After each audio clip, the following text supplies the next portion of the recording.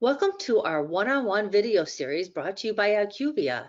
Today we're talking about It's All About the Patients, How Access is Disrupted. And today I'm with Bhavin Patel, Associate Principal, Market Access Center of Excellence at IQVIA. And we're going to talk about perspectives on payer control and the impact of patients in oncology. Hi, Bhavin, how are you? I'm doing great. How are you? I'm good, thank you. So why talk about control in oncology specifically? Yeah, so it's long been understood that payers do not control in the oncology space, but in recent years, we're seeing evidence that this isn't necessarily the case anymore. The number of formulary exclusions, which are the most severe forms of payer control by pharmacy benefits managers, have doubled each year since 2019 and have impacted all forms of medications ranging from orals to IVs.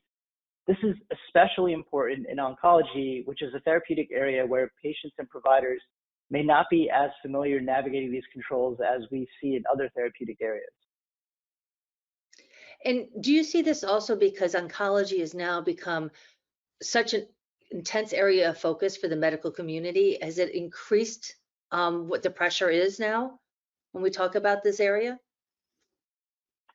Yes, we do. The circumstances have changed such that there's more market competition, and we're seeing a perception and an ability to substitute one product for another, which is really linking as the key driver behind this. And this is enabling payers to make determinations based on products that appear to be clinically similar.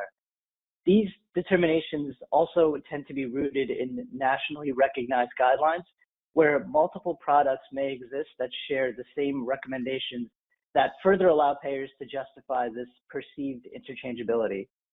Another element to this is that with white bagging and other payer consolidations of pharmacy and medical cost centers, the control tools that have once largely been used in retail and specialty products can now be applied to physician administered products that would have otherwise engaged in a buy and bill model where payer controls typically are less direct with medical benefits. Excellent. And what impact does payer control have on prescribers and patients? So although these controls select a suitable alternative amongst a crowd of products, they they work off the assumption that a single solution works for every patient and provider. There's an entire treatment mosaic when it comes to the care of oncology patients, and these treatments are typically just one piece. So therefore, tailored selection and specifics to patient care are of utmost importance. By setting this type of preferential access, determinations like formulary exclusions ignore this provider preference and they don't allow for any nuance in patient care. We've actually observed in one case that 40% of patients who encounter a formulary exclusion do not go on to fill either the prescribed medication or the alternative.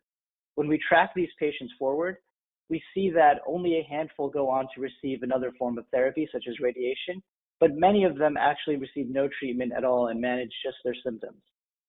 Because these exclusions are relatively new, this is an example of how it may be very difficult to navigate patients and providers through some of these barriers in a way that's more understood in other treatment areas. 40%, that's a big number. What other things are you seeing in terms of high science brands when we talk about oncology? Is that having impact too on the payers? It is where more and more competition exists in certain therapeutic areas. Payers are able to make determinations on similarities when appropriate and create controls that sort of restrict the types of products that patients and providers have access to.